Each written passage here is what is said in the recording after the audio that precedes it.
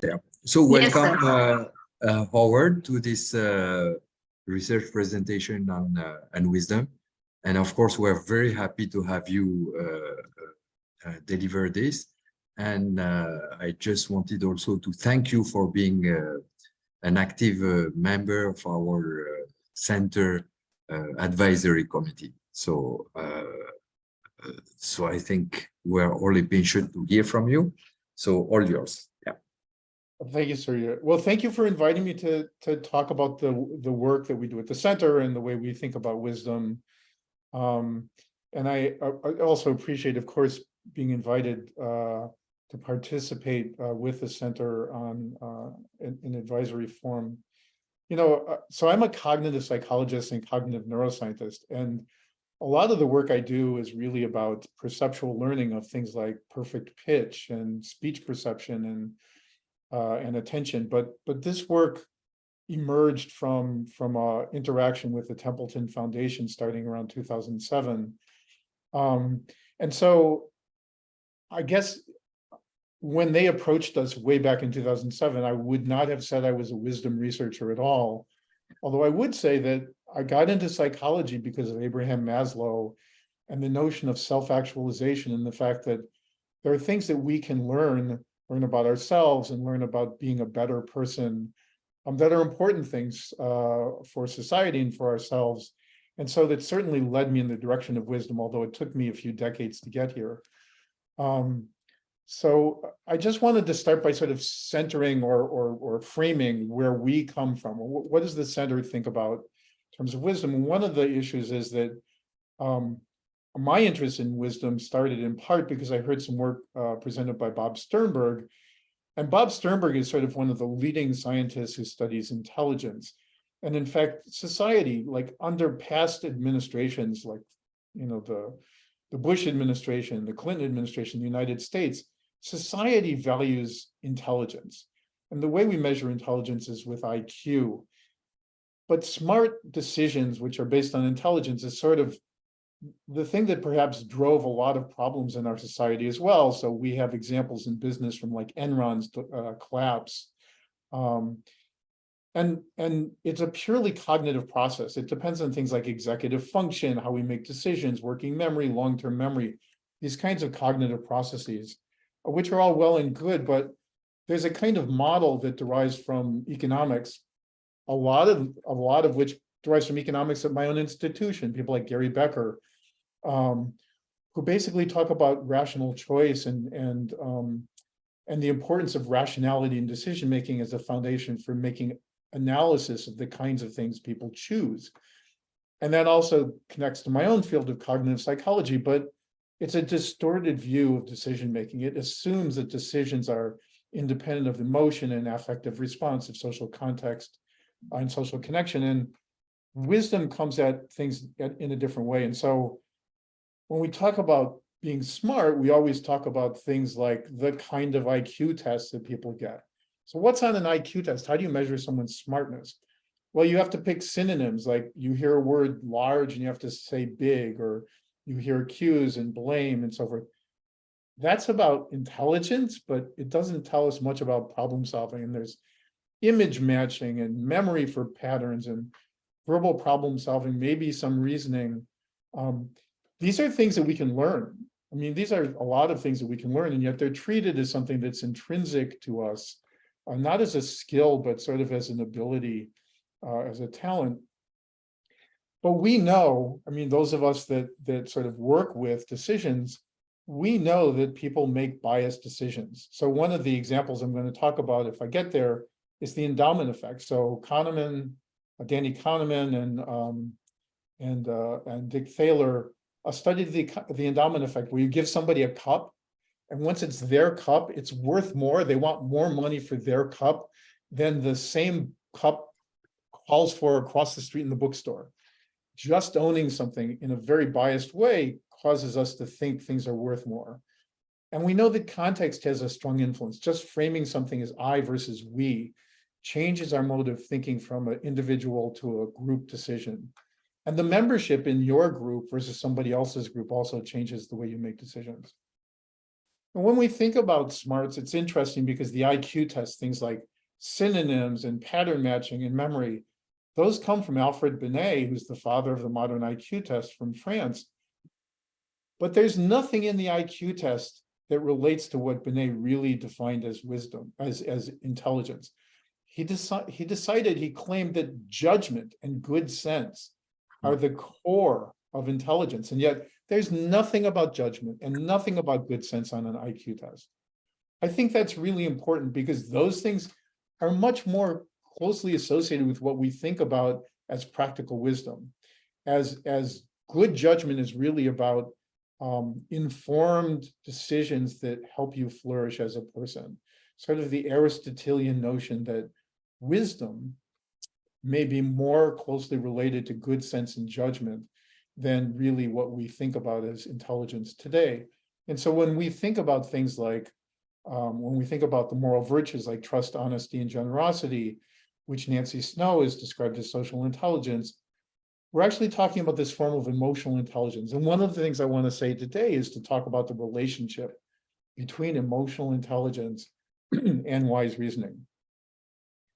So when we study wise reasoning, we always start from thinking about the fact that wisdom seems desirable, but it seems unattainable. So our favorite cultural examples of Yoda and King Solomon, those are like myths, right? That's not real.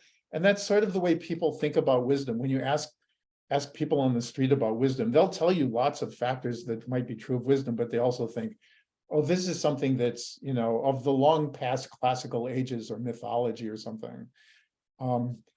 Almost everybody thinks wisdom comes with age, but the research is not so clear. And certainly not everybody who's older is wiser. And we can think of very young people who we would think of as wise. And so this notion of wisdom and age, it's an association, it's a cultural story, but it's not actually probably the story we care about. What we care about is the role of experience in developing wisdom. That's really what I want to talk about today. And sort of think about what kinds of experiences can make us wiser. So when we think about being a little bit wiser, we stop thinking about wisdom as an all or nothing thing. We're no longer thinking about you're either wise or not wise. We're thinking, well, what can you do in the next moment to make a decision that's a little bit wiser?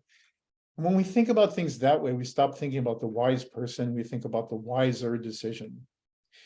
And that opens the door to thinking about wisdom as a skill, as something that's learnable. And if we think about the relationship between experiences and development, we think about wisdom as a skill, and we think about wiser decisions. Then we think about how can we change our thinking for the next moment? How do our experiences inform our choices and so forth? So one of the things that I think is important is to think about when you really need to worry about a wise decision. So smart decisions are those that at least economists will tell us optimize on task relevant decisions, right? Make a smart decision when you're trying to optimize on money or time or efficiency. And it's usually assessed by good problem solving. Wise decisions come in circumstances that are complex, where there may be conflicts of important decisions, dimensions. So for example, thinking about personnel development or time. In the United States, we now have something called benefits corporations. It used to be the case that a standard corporation, the shareholders could sue the corporation if they weren't optimizing everything to maximize profits in the short term. But benefits corps actually let corporations invest in their community, invest in their workers, invest in the environment, invest in long term. In other words, they don't have to direct everything towards profits. They can think about bettering society or their local community in some ways that actually is better for the health of the company as well in the long term. And so there are conflicts that can arise between, say, profits and personnel development or profits and quality. And those are places where wise decisions become important, where there's uncertainty or ambiguity, when there's more risk or a lot of unknowables, when short and long-term considerations are in conflict, when people are affected in some ways that are not related to profit. Those are situations that call for wise reasoning. And wise decisions are not going to optimize on a single dimension. They're going to satisfy, as Herb Simon would say, across dimensions. and that they use creativity and insight, reflection, perseverance, intellectual struggle that is engaged, that we care about other people's perspective. And so these are some of the elements that we think of as going into wise decision-making. So the Templeton Foundation supported our work initially, and it was called the Defining Wisdom Project, but we didn't have to define wisdom, except we got a no-cost extension from the foundation for an extra year. They said, well, if we're giving you a no-cost extension, you have to give us a definition. And so they locked the PIs, the principal investigators, in a room for a day and said, when you're done with the day, come out with a definition. And so essentially what we did is we decided that we want to distinguish, and this is sort of in the vernacular and sort of our intuitive sense, that wisdom is different from intelligence or cleverness or knowledge or expertise, that those qualities are important for wisdom, but wisdom goes beyond it because wisdom requires a moral grounding. It requires and this is the moral grounding in a kind of Aristotelian sense, where the moral virtues are things that are really pro-social attributions, things like caring about other people with compassion, seeking justice, honesty, et cetera, et cetera. And so we think that wisdom requires moral grounding, but one can be moral without being wise. That is, you can be very moral to the extent of excluding all other considerations, and that wouldn't be wise. It wouldn't be wise necessarily to give all your belongings and wealth to one particular organization and somehow thereby lose your talents from a lot of participation that you might have. So we think wisdom requires moral grounding, and that's important to distinguish it from just intelligence. And we also think, and this is something that Sendil Mullainathan, who was at Harvard, who was a MacArthur Fellow, who's now in our Booth Business School, he pointed out that wisdom can be individual, but also there can be institutional wisdom. That a business could be wise, an institution could be wise in terms of policies that make their constituents wiser, make their employees wiser. And so thinking about what institutional wisdom is important. And then we also think, like, there's a difference between society's perception of wisdom and what we as psychological scientists want to care about as wisdom. And so we think about wisdom might be perceived as wise when there's a successful outcome, but that's not truly necessarily the wise choice. In other words, in some sense, wisdom has to do with wise reasoning and wise processes. And so you can do all the best wisdom processing you can and still have a bad outcome. And so there's a kind of distinction between what society thinks of as wise and what we as scientists think of wise. So society says there might be wisdom when there's risk, because there's no wisdom when the stakes are low. If nobody cares, there's no wisdom involved. When there's uncertainty, because there's no wisdom in a sure thing. When there's a good outcome, which is different from the science, because there's no wisdom in being wrong, society says. When there are obvious choices, no wisdom. When there's a simple choice, no wisdom. When it's pro-social, society thinks that's wisdom, and looks for a perspective balance. So there are some things that society makes as judgments about wisdom that we agree with, like pro-sociality, perspective balance, and so forth. So our work is a psychological science of wisdom. We care about wisdom as a property of people that depends on cultural context. Paul Baltus basically said that wisdom is a form of expertise, kind of social expertise or expertise in science of knowing or social living. Monica Ardelt, who's an advisor, thinks about it as integration of cognitive, reflective, and affective characteristics, and we use Monica's test in some of our research. And Sternberg has argued also that wisdom is an interaction of person, task, and situation that has a balanced theory of wisdom, which I think is important, that we balance elements, that we're not all focused on one optimization, as I mentioned earlier. So Surya and I were talking about Dilip Jesti, and in fact, Dilip has had a significant influence on thinking about wisdom. He's identified complements like pro-social attitudes, social decision-making and life knowledge, emotional homeostasis, that is self-regulation. You don't want to be impulsive. You want to distance yourself from shall we say, the things you feel like you want to do, to try to be reasonable about choices, while you're reflecting on both your self-limitations, but reflecting on others, that you can be tolerant of other people's values. People don't all share values. Making a wise decision depends on other people's values as well as your own. And uncertainty and ambiguity are critical aspects in trying to deal with this. A lot of people are afraid when they see uncertainty, they get anxious and they can't make a reasoned decision. This is just the Baltus and Smith version of wisdom, which, as I mentioned, also is about the fundamental pragmatics of life and a kind of expert system, about relativism of goals as well. And this is this notion of value relativism, which philosophers don't like at all. Philosophers like us to have like a universal set of values, but it reflects that different cultures have different moral considerations. I think that's what's important.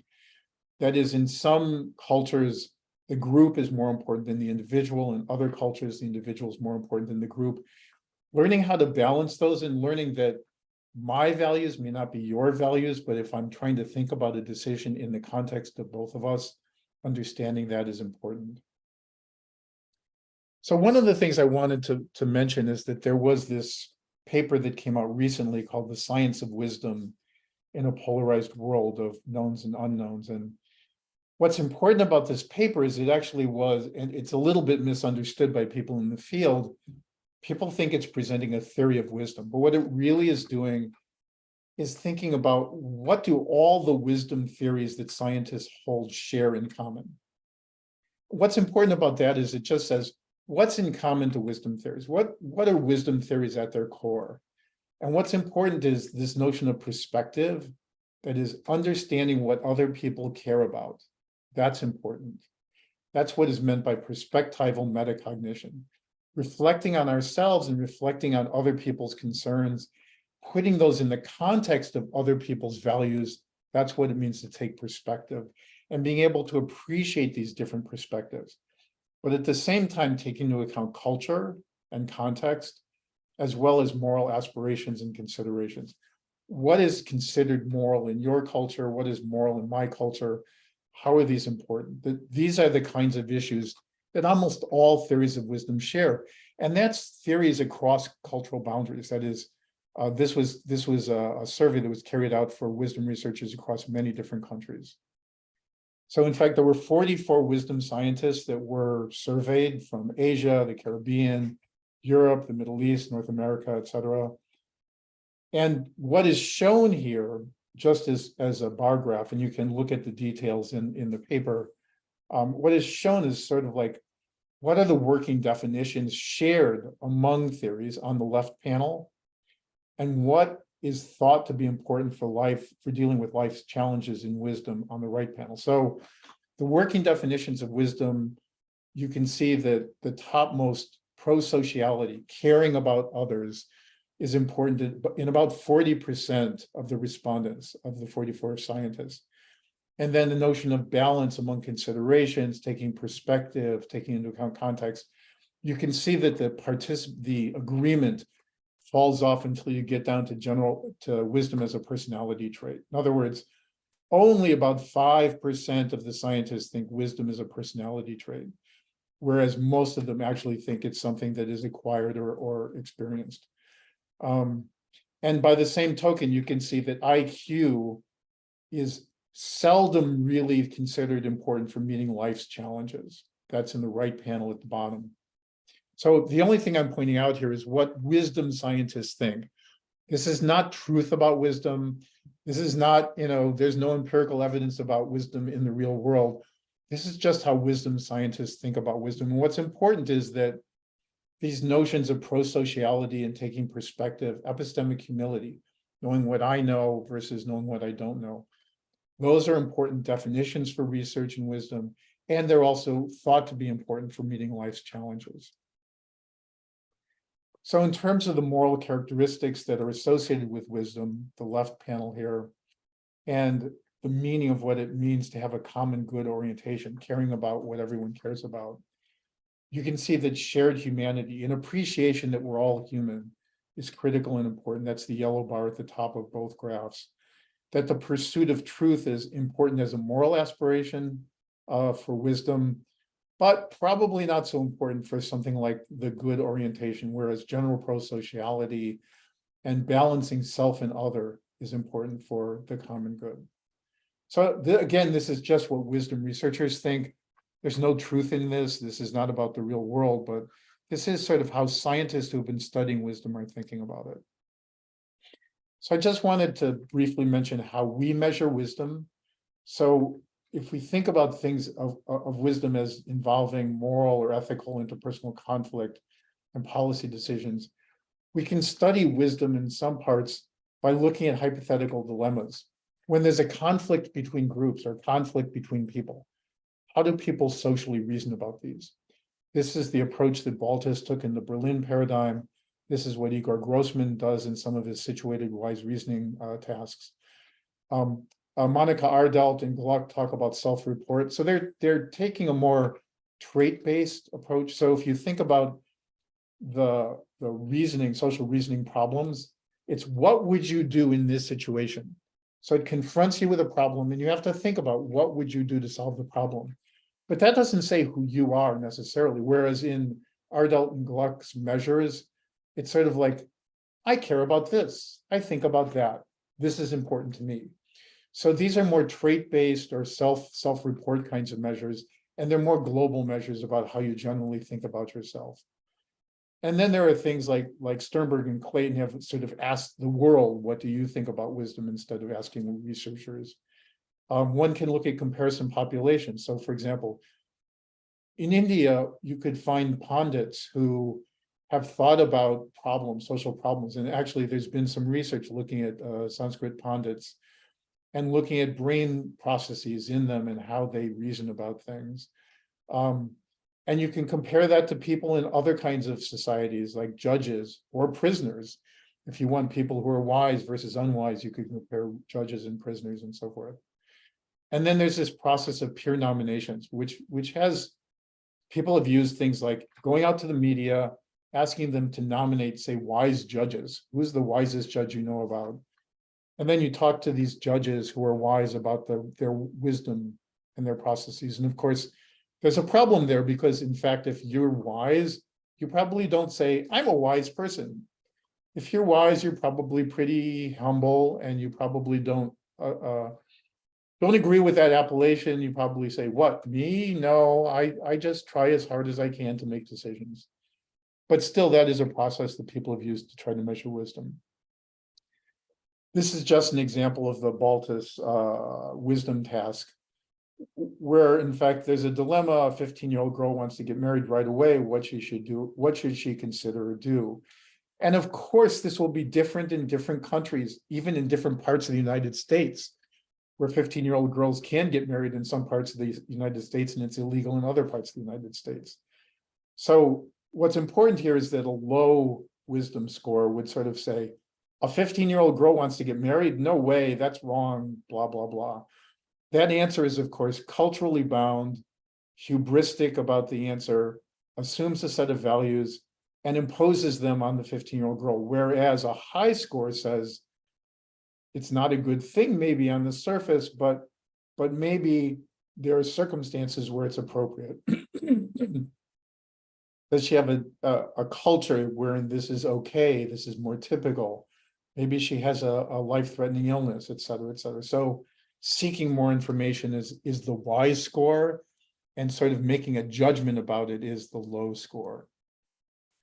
So Monica's three-dimensional task is very important because, as I mentioned, it sort of makes judgments about oneself. So you say things like, I try to look at all sides of a problem, or I try to imagine how I'd feel if I were in someone else's place. Those are sort of general approaches for reflective wisdom. Or you might say, I feel a real compassion for everyone. I'm comfortable with all kinds of people. That's a kind of affective score. Or I anticipate or avoid situations where there's a chance I have to think hard. And that would be reverse, right? That's not a wise thing to say. And that would be a sort of cognitive score. So these items are responded to by people, and we aggregate the scores, and that's how we measure wisdom. So when we think about sort of what are the virtuous foundations of wisdom, we think about epistemic humility and perspective taking. Epistemic humility is knowing what you know, but being aware of the limits of your knowledge. That's important. And perspective taking depends on that. In other words, if I say no 15-year-old girl should get married, I'm not taking her perspective.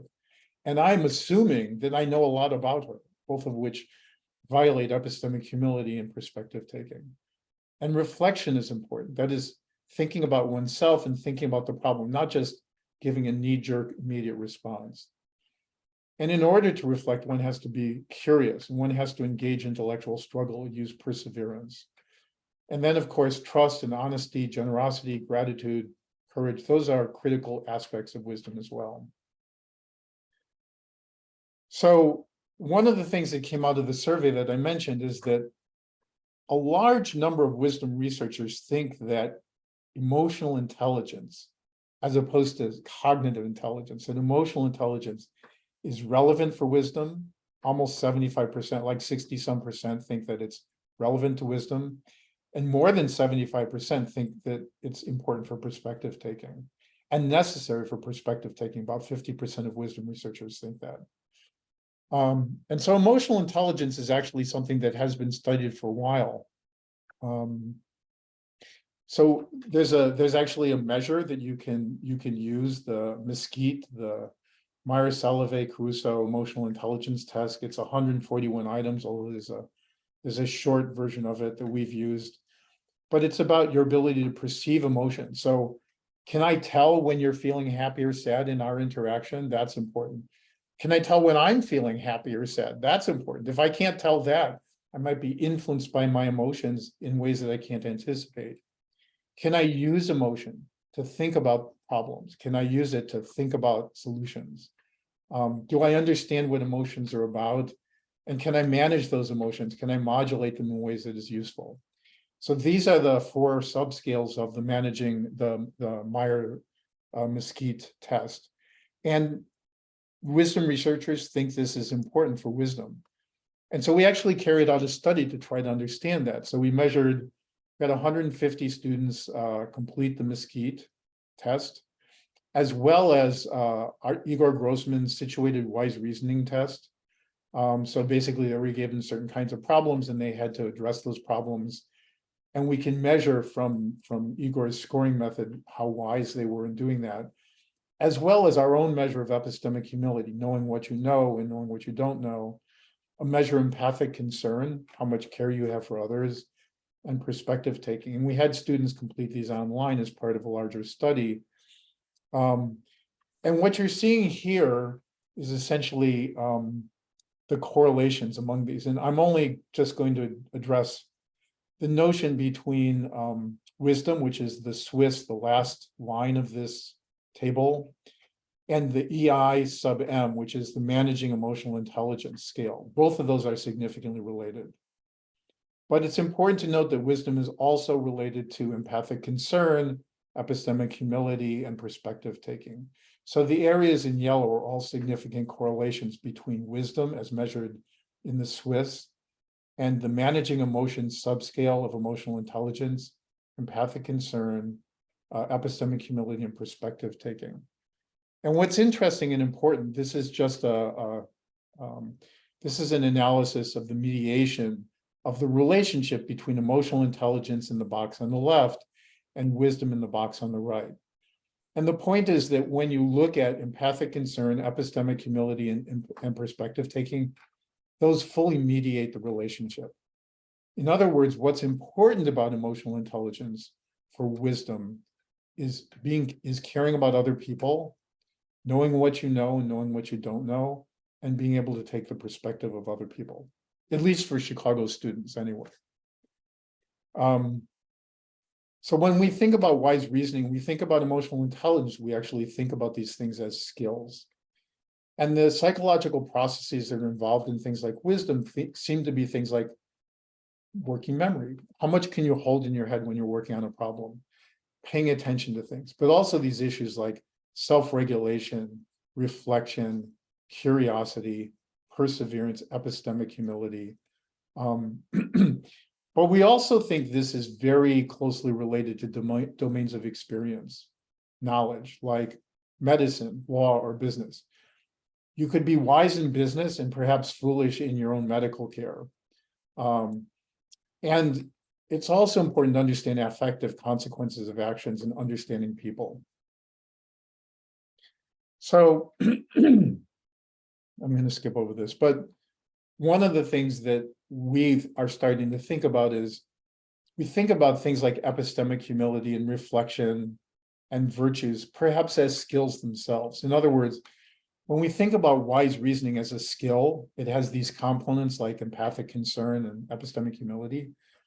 Those are things that might also be skills. In other words, wisdom may be a skill that is composed of other kinds of skills. And so we think about the kinds of experiences one can have that actually increase those skills. So how do you increase social knowledge? How do you increase context sensitivity, taking perspective and motivation understanding? And how do you develop these skills? What kind of domain expertise is relevant? And so skills can be acquired through practice, other kinds of experiences. Practice being things you do a lot, like playing tennis. Doesn't seem like something relevant to wisdom, but it's a kind of practice.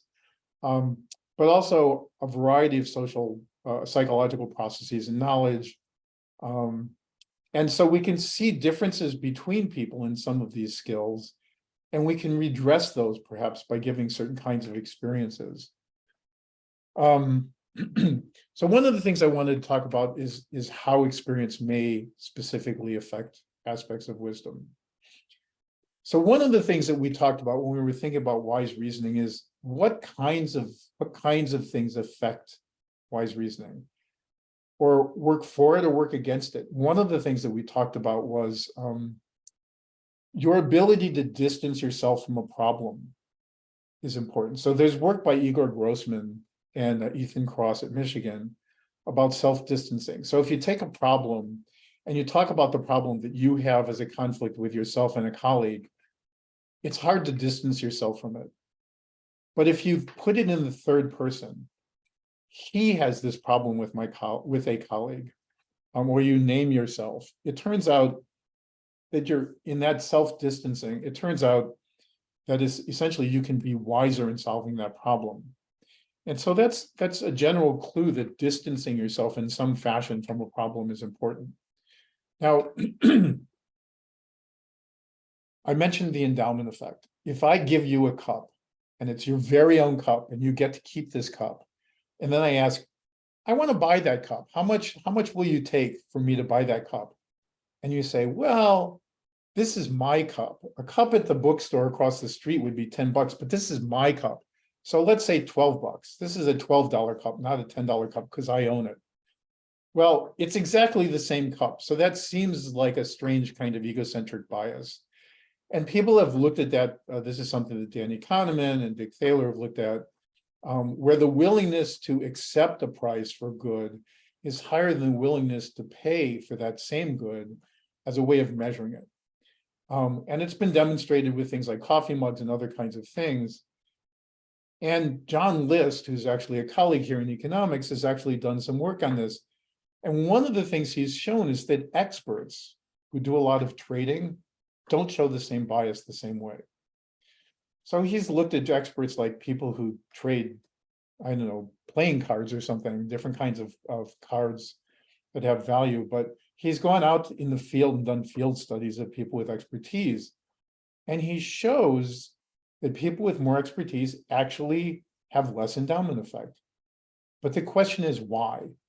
So you could think of a lot of answers to that, right? So if I have a lot of trading experience, and he looked at financial traders as well. If I go to if I'm a financial trader and I trade various kinds of securities, I might think it benefits me to do this trade, right? So I focus on the benefit. It's a positive thing to do the trade, not I'm giving up this thing I own. So even for them, for an endowment effect to be reduced, they may think it's a trade. I get a benefit, and so I care about the benefit.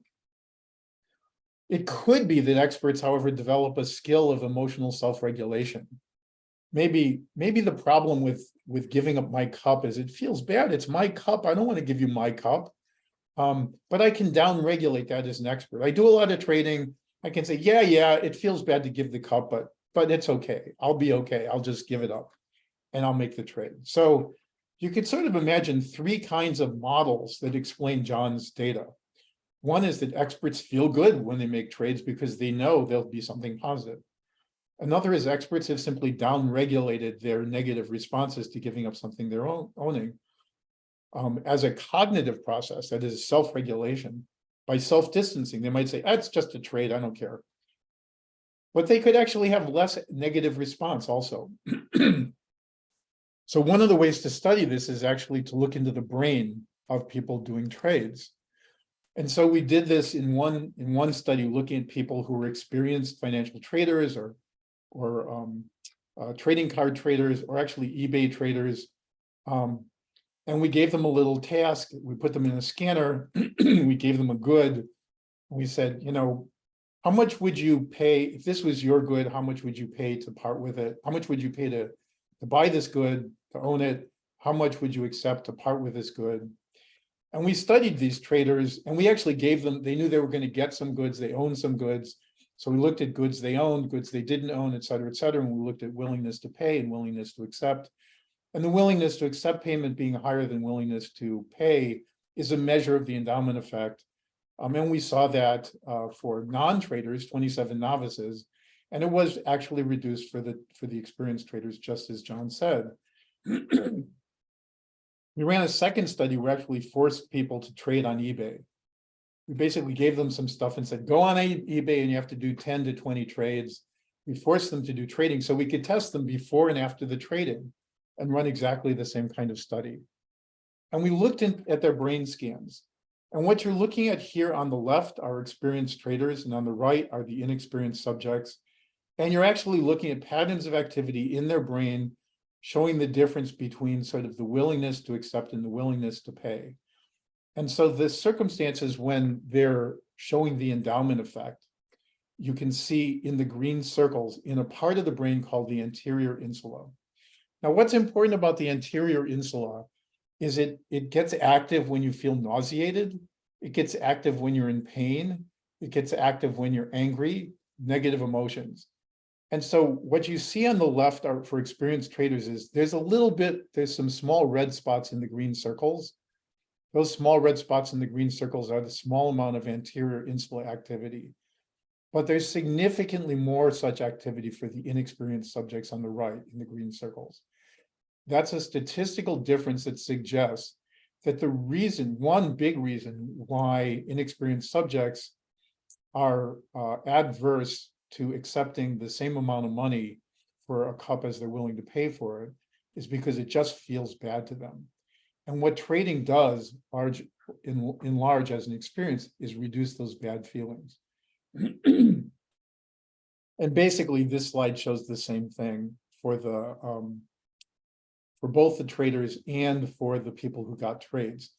So one of the things we looked at is the difference in the willingness to accept and willingness to pay conditions for brain activity in what's called the nucleus accumbens. So the nucleus accumbens is a reward region. And the question is, are you getting more reward or are you getting sort of less pain?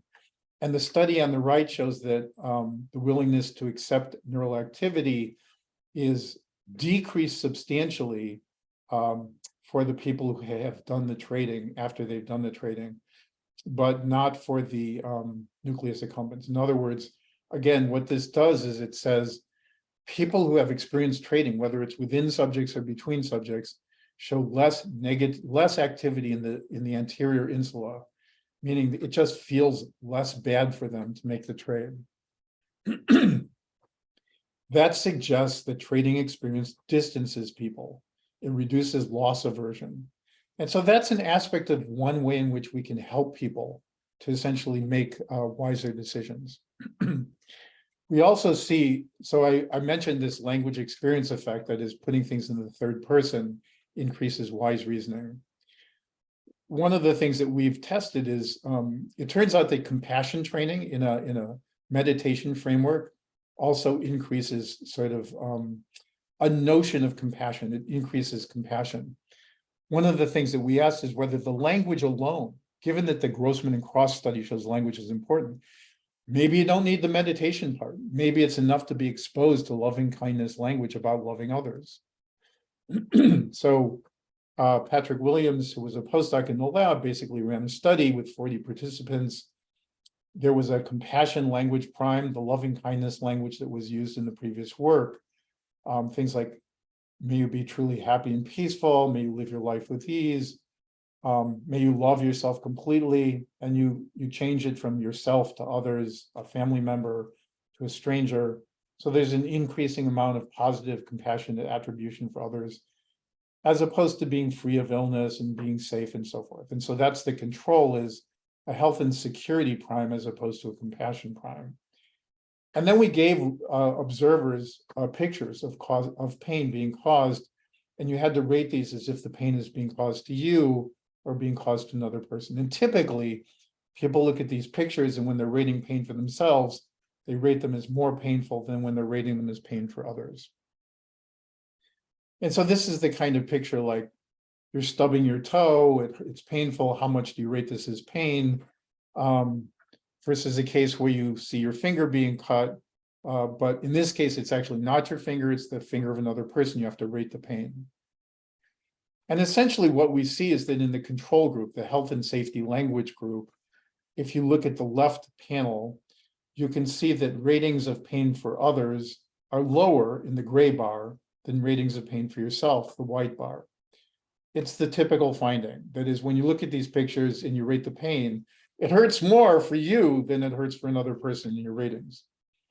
But when you're exposed to compassion language, this reverses. If you look at the panel on the right, you can see the gray bar is actually higher than the white bar, and it's statistically higher. And that suggests that just listening to the compassionate language increases your compassion for others, which means that the kind of language that you're exposed to increases an important component of wise reasoning. It increases your compassion and empathy for other people. So we can say that language experiences affect your pain perception for self and other.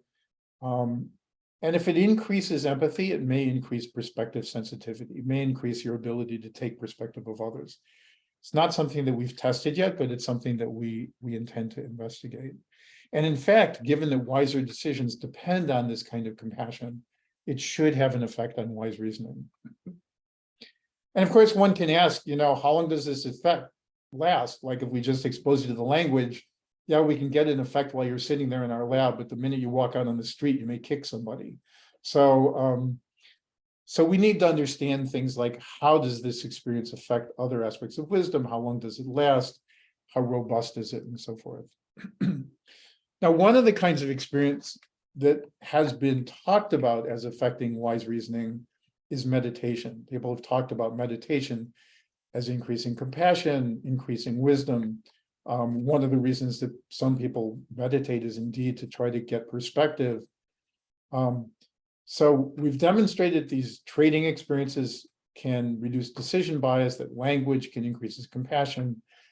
Can we look at extended practices and see if that has an effect on wise reasoning directly, on wisdom directly? And so we actually looked at meditation because that's been claimed to have an effect on wisdom. And we looked at some bodily practices. So bodily practices are things that, so people who are actors, people who are musicians engage in things like Feldenkrais and the Alexander technique. And these are techniques that cause you to focus on your body, to try to make your body still or calm, to try to center your body in various ways, but they're actually focused on your body. And what's interesting is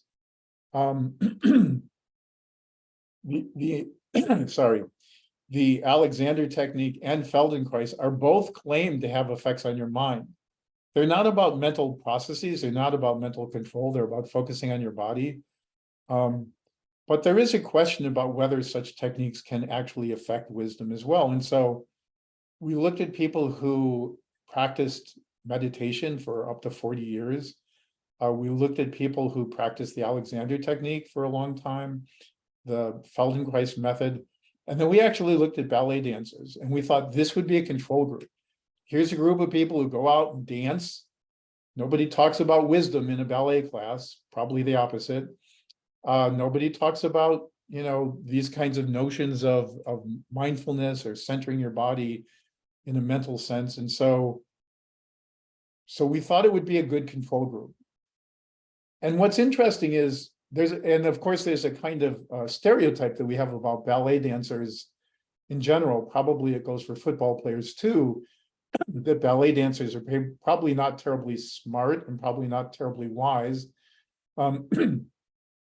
And this shows sort of the overall scoring corrected for age for individuals starting out, with the Alexander technique on the far left and meditation on the far right, and the Feldenkrais technique in ballet in the middle.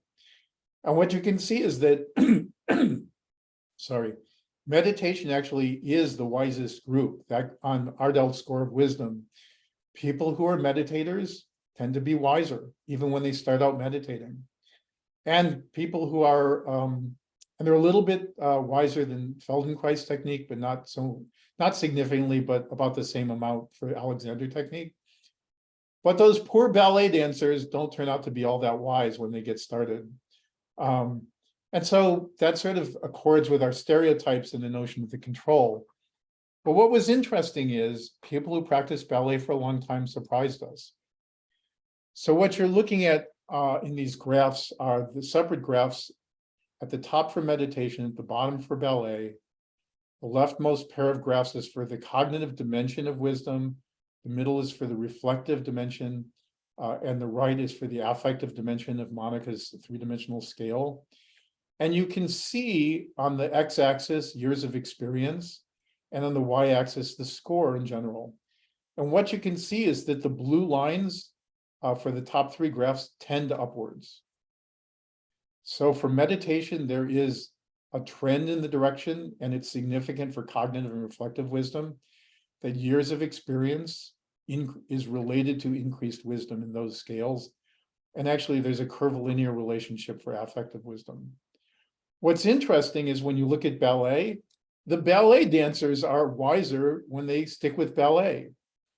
And so, unlike Alexander technique and Feldenkrais, which don't show these relationships, years of practice at ballet, much to our surprise, shows a significant relationship with the dimensions of wisdom, which was quite interesting to see. And it does raise up this question, right? So ballet dancers start out lower in wisdom, but they seem to become wiser, or wiser people stick with ballet. Hard to know which is true from this correlational design. But one could sort of speculate that maybe it's the case that people who practice ballet for a longer period of time, maybe they have better mental control, because ballet hurts, ballet stresses you, and it might be the case that this is something that takes more effort to be engaged in.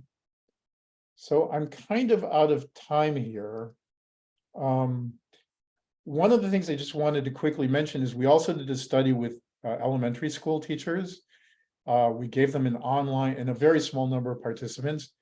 We gave them an online test, a task. So there's a school that you can take, which I think runs for about 6 weeks online, that teachers can take, that increases mindfulness, and it does actually significantly increase mindful attention if you take the class. And in fact, it increases the cognitive dimension of wisdom as well. And I guess I will skip to the chase on this one, it just shows that people who engage in this task actually show a change in wisdom on the cognitive dimension. So it affects one dimension. And if they keep up with the mindfulness practice, it's retained, but if they don't keep up with it, it's not. So again, there's a relationship here between the kinds of skills that people engage in. And I guess I just wanted to mention also that we studied students who studied abroad for 10 weeks. And students at the University of Chicago who studied abroad actually showed increases in civic virtues and epistemic humility. And so again, here's an experience that affects wisdom, not directly necessarily. It turns out that the students who study abroad score higher on wisdom than students who don't want to study abroad. So you can imagine that your colleagues who actually want to work abroad may well be wiser than those who want to stay home. And likely there will be benefits in terms of increased civic virtues and epistemic humility. So the center basically takes the position that wisdom probably can't be taught necessarily, but it can be learned from experience. And that experience may increase some of these skills that are components of wisdom and thereby increase wisdom. But that it's important to understand things like how these components operate in relation to wisdom, what the individual differences are in relation to wisdom. And it's also important to understand that there's a notion that trauma and life challenge are important for wisdom. It's possibly the case that those are only operative in cases for certain kinds of people who are prepared to develop from those experiences. And I guess I just want to, I'll just stop by sort of acknowledging that there are a lot of people doing this kind of work at the center. Anne Henley, Boaz Kesar, Mark Berman, Greg Norman are all psychologists. Fan Yang is a research scientist in the department, studies psychology. Ali Hortaksu in economics and John List in economics. And together these people have a commitment to sort of understanding wisdom and have been studying for a long time. So I just want to thank you all for listening and appreciate the opportunity to talk to you.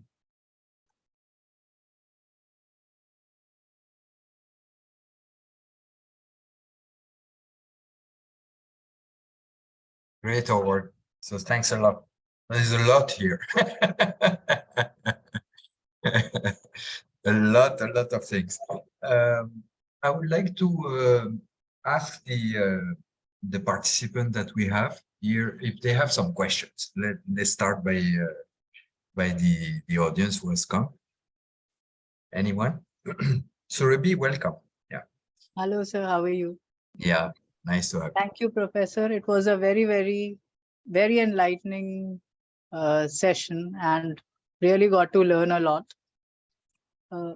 My question is this, and I'm a little perturbed about this question, that whatever you are studying, there are a lot of things which are part of our culture and which we have grown up listening to.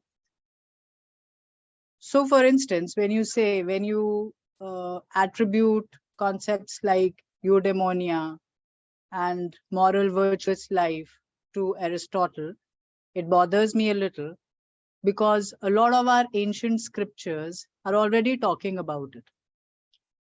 And now I find that there is a kind of revolution which is happening because the ancient thought which was with us, we have kind of left it, but it is being revived by people in the West who've taken cognizance of the problems in the world and the internal problems people are facing.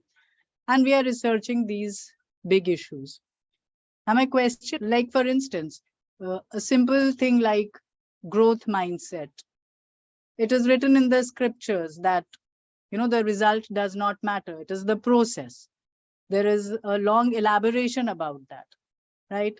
And that has been proved scientifically in studies on growth mindset.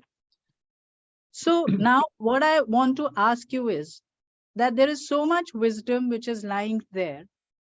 And as a researcher, I don't know how to bring it to the mainstream like you do, because you are trained in those methods and you do it so beautifully, as was evident through your presentation. You do it so scientifically. We don't know how to do it. So how do we bring that wisdom back to the mainstream?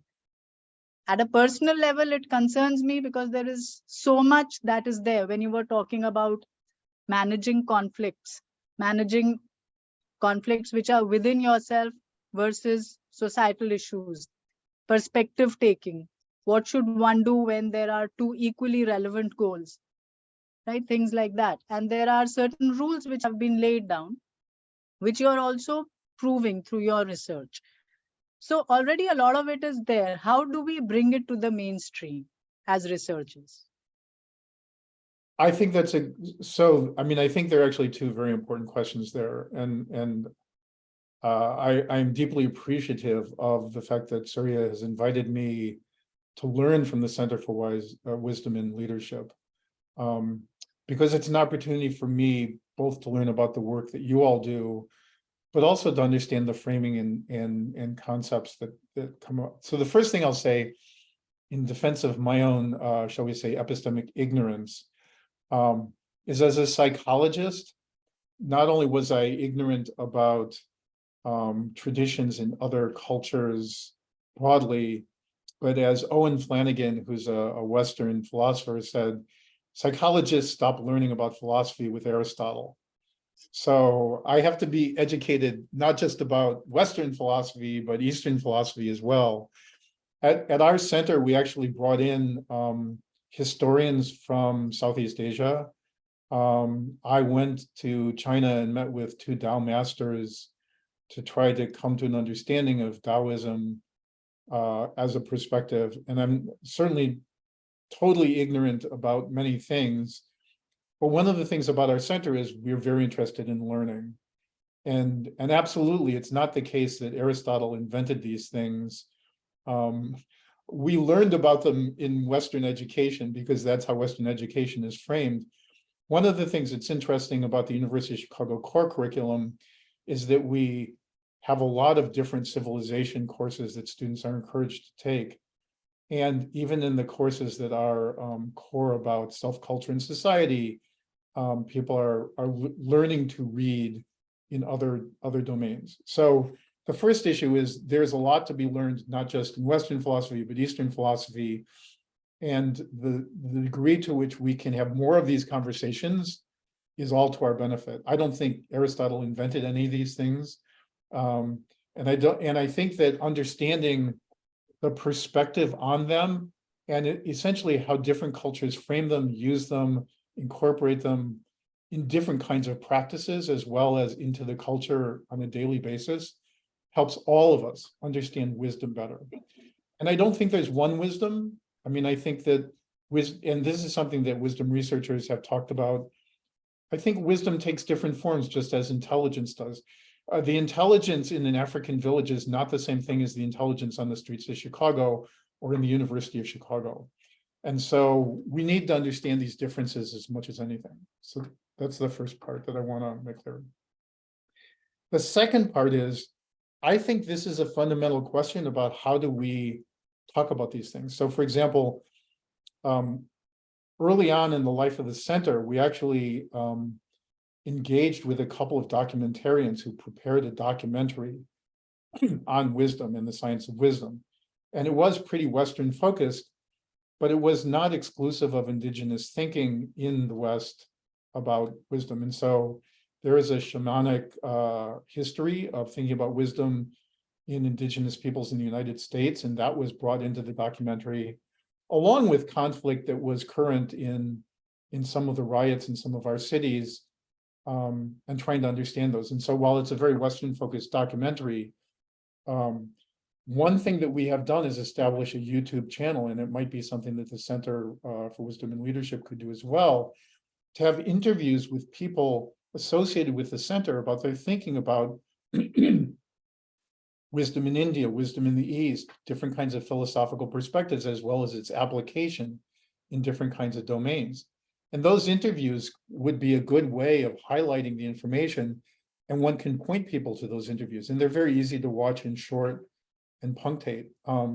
So that's one thing. The other thing is we have a newsletter, and the newsletter goes out to about 10,000 people around the world, which talks about research. And anybody who is interested in sort of talking about their research can write a column for the newsletter. And we invite Surya or Sesha or anybody who's interested in writing about their work to contribute to the newsletter. But we shouldn't be the only newsletter out there. So I think there are public venues like newsletters, like social media, posting to Twitter.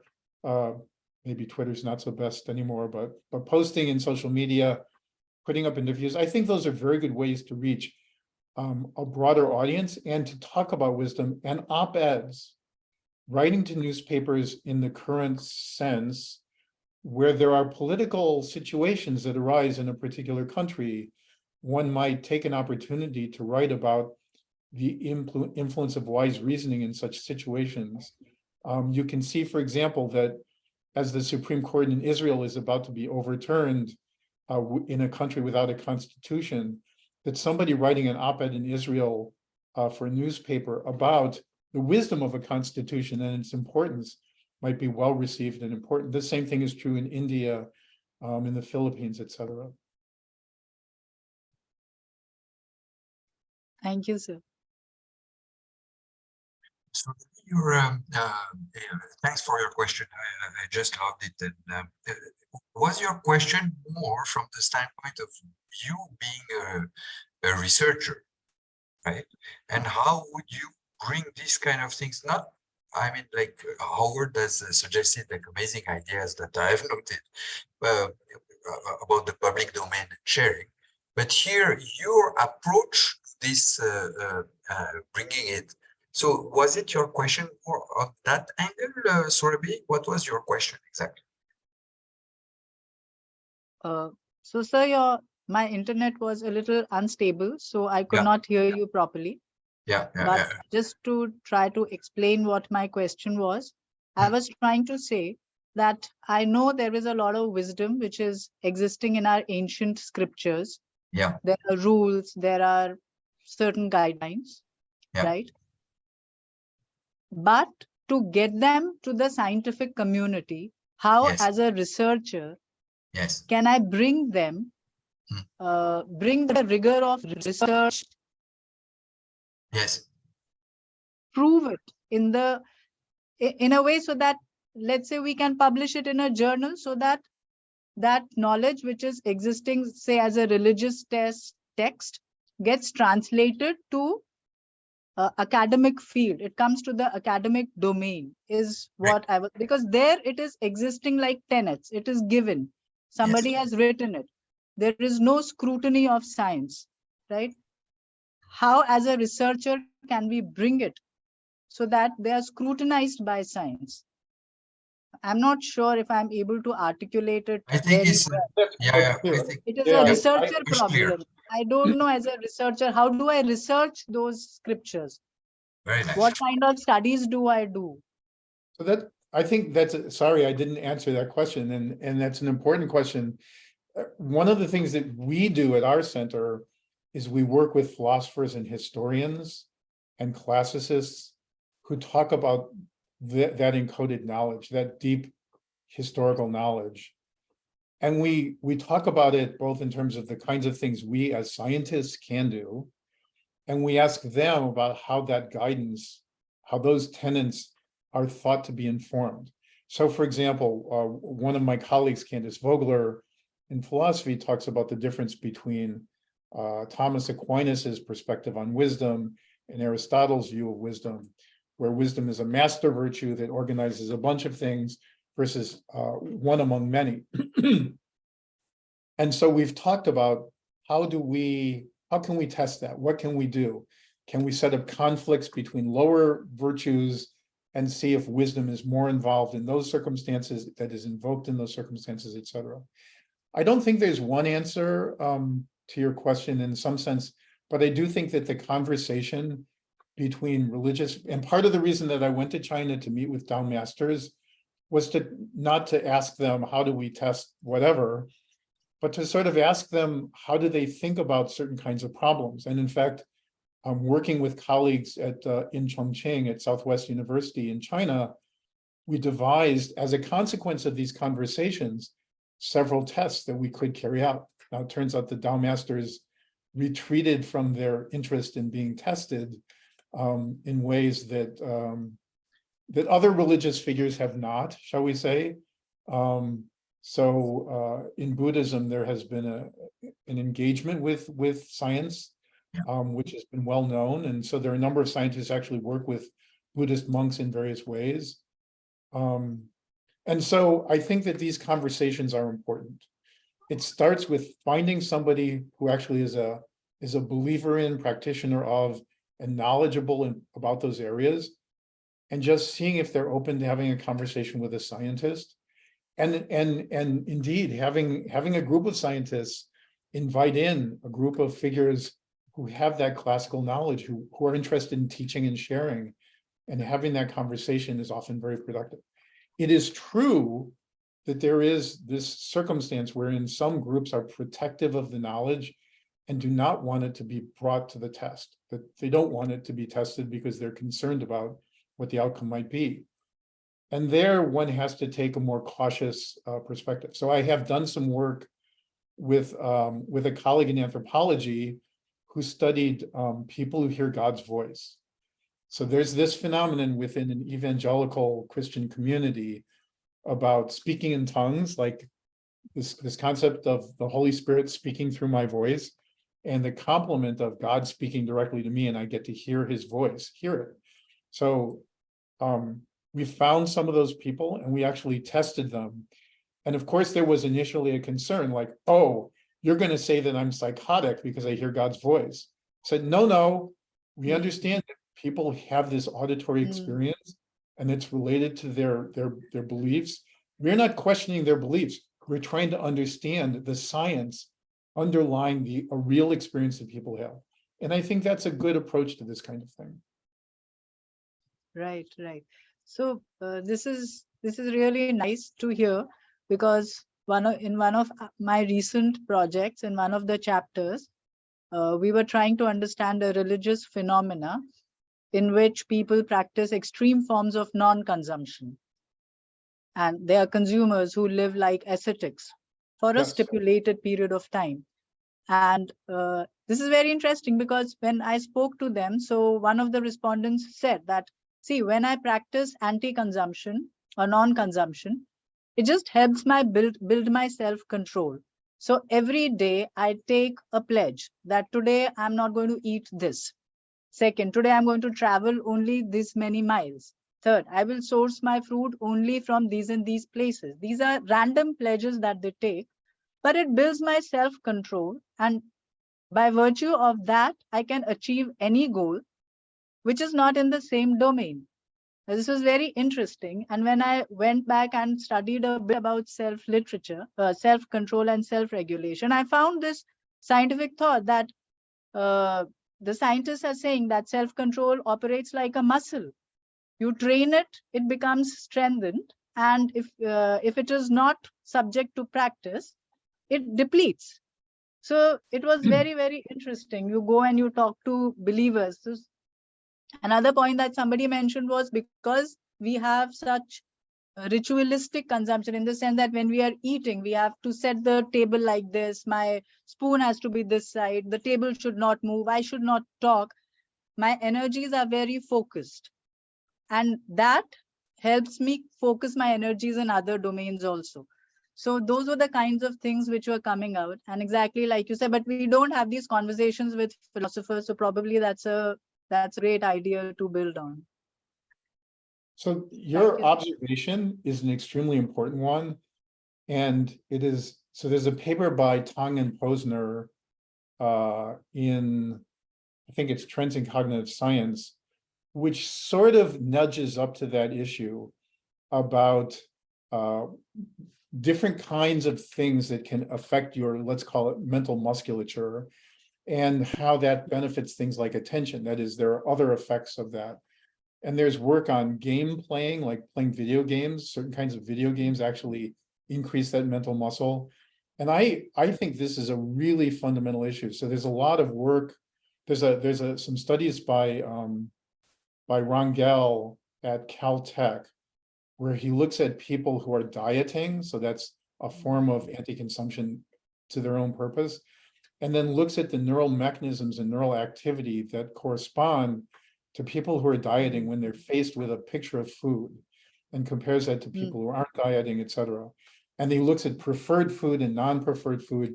In other words, this issue about exerting a kind of mental control in a regular way comes out of history. So actually there are historians who study ritual, and those people who study ritual can tell us about what monks and practitioners learn from that experience and why they do it. And then we can take those experiences, just as you have done, and say, can we ask with a standardized test, what are the changes in attention? What are the changes in choice? What are the changes in self-regulation? And this issue about self-regulation is really important now in psychology. And Right. so I think what you're doing, this is great work, and it's really interesting, and I'd love to talk more about it. Yeah, sure, sir. I'd love to share beyond this conference, beyond this meeting. When I was listening to you, it made me think about the things which are like very common in India, but also across, let's say, the other cultures. Like, for example, this practice of silence. So silence, you take a vote to be in silence for a certain number of days or weeks or months, right? There is another practice which I'm sure also which will have an effect on, I mean, we have to measure them, but most certainly, which will be chanting.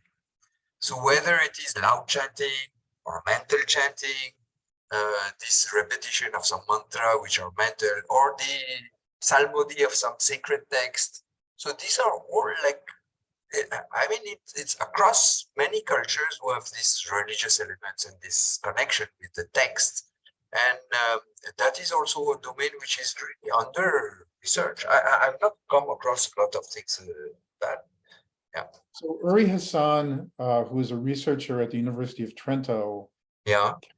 carried out a study in India of Pandits who have a practice, as I understand it, of reciting in Sanskrit, Yeah.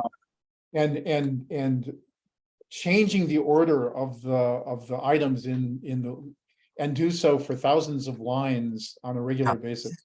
Ganapata is called. Yeah. I know And we do this. Yeah. And so one of the things that was interesting about that study is there's work with London taxi cab drivers looking at the hippocampus of the brain, right, showing that it becomes bigger for the taxi cab drivers because they're encoding the map of London. And the argument was, of course, that the hippocampus is involved in lots of aspects. It's like a mental muscle. It's involved in lots of memory and encoding. And the Pandits showed the same kind of expansion of the hippocampus, not because they're doing mapping, but because of their recitation of Sanskrit. Pages and pages. Yeah, absolutely. Exactly, Yeah. pages, hundreds of thousands of lines. Yeah. And so that's a clear statement that engaging in this ritual practice, as an important aspect of their daily life, has an impact on brain structure. And that paper is really an important one, which gets little attention, unfortunately. But one could ask the same question about, you could ask the question about attention in terms of cognitive control. So there's work with Buddhist monks that show that they have different way, they attend differently as a function of their rituals than non-monks. Yeah. These rituals, these practices have effects. And we can ask from the individuals who practice them, how do you feel these effects? Where do you see them? And then we can encode them in lots of different kinds of tasks, whether they're memory tests, attention tests, perception tests, memory tests, etc. And we're happy to do that kind of work. It's very important, I think. That is very fascinating what you are saying here, because of course, being in India, we have attended many rituals and they are very complex. They can last for hours. And there are even some rituals which are a collection of several sub-rituals. And there is one person who is able, like this priest, like the highest level priest, we can coordinate and knows exactly what is happening where. And then at the end, the whole result of all these rituals, he is able to centralize to his desired outcome and so on. But you can imagine the kind of mind it requires to be able to do that. Exactly what you're saying, Howard. Yeah, it's beautiful. And I think we don't study these things as we should. These are real phenomena and practices that people engage in. Yeah. And they definitely have effects. I mean, people regard the practitioners of these rituals, that is, the average person regards them with reverence, right? We think about them in an exalted way, as a positive way. Right. We don't do so arbitrarily. There are reasons within our culture to do so. Right. Understanding the effects of that is important. And in fact, I'm working with the Catholic Theological Union here on a problem of preaching. So Catholic, I mean, I'm not Catholic, but Catholics believe that the engagement of presenting this information has effects on the congregation. How does it affect them? And so we're going to propose a grant to study the effects of preaching and what makes good preaching. Like maybe there are some better of these coordinators and some poorer of these coordinators. Right. And what distinguishes them in quality. So, I mean, not that anyone wants to judge them, but one Yeah. could say, is their performance related to aspects of working memory or their goals or their feelings of the ritual? And also on the other side, what you had said, I'm just thinking loud, Howard, if you allow me. When you are speaking about language priming, it was very important because if repeatedly you are, let's not prime, not just for a short term as in your design, the design of your experiment, but for years, day after day, maybe having some regular exposure to preaching or classes or whatever, which of course has a content and a certain way to change your mindset and your mental model, and I'm sure the structure of the brain. Yeah. So that would be That's also right. something. Yeah. So I'm teaching a course in cognitive models right now with a colleague, and I presented, there's an example of something called a speech spectrogram, which is like a plot of the acoustic properties of speech. Okay. And for a long time, people thought you can't learn to read these. They're just too complex. And people tried to train like deaf people to read them. So if they can't hear, they could read speech that way and so Right. forth. And it never worked. And then one engineer came along, and an hour a day for 3,000 hours to start, he started reading. And so he went through the practice of like just marking up the spectrograms where the segments are, where the sounds are, and so forth and so on. After, I don't know how many hours, like after years of doing this, I met with him. And if you put a spectrogram in front of it, he read it like text. He didn't have to do anything with a pen. So he went from a very slow mechanical process to a very fluent process, even to the point where if you put something down in front of him, he could say, that's Hungarian. I don't speak Hungarian, so I can't read it. Wow. So one of the things that's important is that, exactly as you say, Surya, when you start out, just one exposure to something or just a little bit at a time, we go through it in a way that it's like learning tennis, right? You look where your feet are, you hold your hands a certain way. But when you've played it for 10 years, you don't do anything, you just hit the ball. But you hit the ball with a regularity that reflects the practices you've been engaged in. And that's why we're so interested in experience and practice, because it's exactly the way you say, that when you engage in language processes on a regular basis, they become a part of you in a certain important way. They change the structure of your brain, they change the way your brain works and the way your mind works.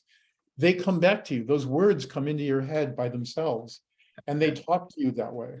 Yeah, that's fascinating. Yeah. Anybody else has a question, Sesha? Or yeah. Last question. I'm looking at the time. Yeah.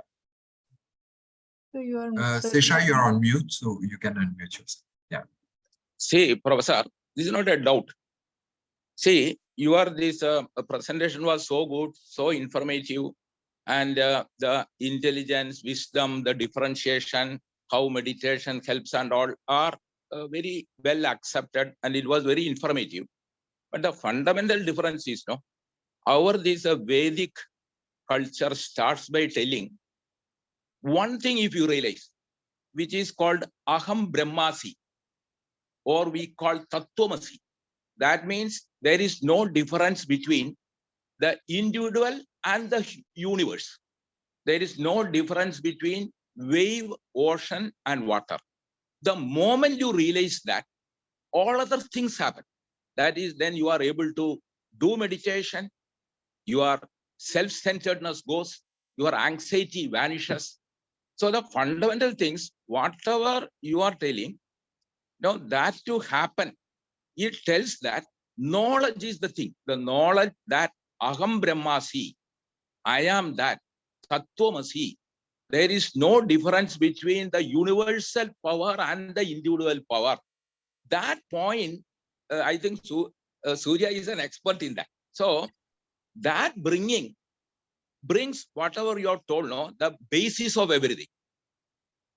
Because why the wisdom varies? There are some young people at the age of 8 and 10 also, they have miraculously, whether Vivekananda, Shankaracharya, how that happens? Not by experience, by developing. By this knowledge, once the knowledge of these dawns, because our belief is, if you say IQ and EQ and SQ, If EQ is there, IQ can be developed. If SQ is there, this spiritual knowledge is there, EQ and IQ will also come. That belief is our strong belief. So I think that's a really important point. One of the problems that we encounter in all of these situations is that you can give person a piece of knowledge, like you can state the truth, but for them to internalize it and make it part of who they are is sometimes a harder reach. It takes more effort and so forth. And I think that's an interesting problem, but I take your point that some people are born into the spiritual knowledge and do not have to make that effort. And other people sort of have to work to get there, and understanding that I think is important. I apologize, but I have to run. Yes, Yeah. I know you have your Time is class. at the end and I have to go teach, but thank you so much for this. Thank you, sir. Good to see Thank you you, all. Professor. Great, Thank you, sir. great. Thank you, Owen.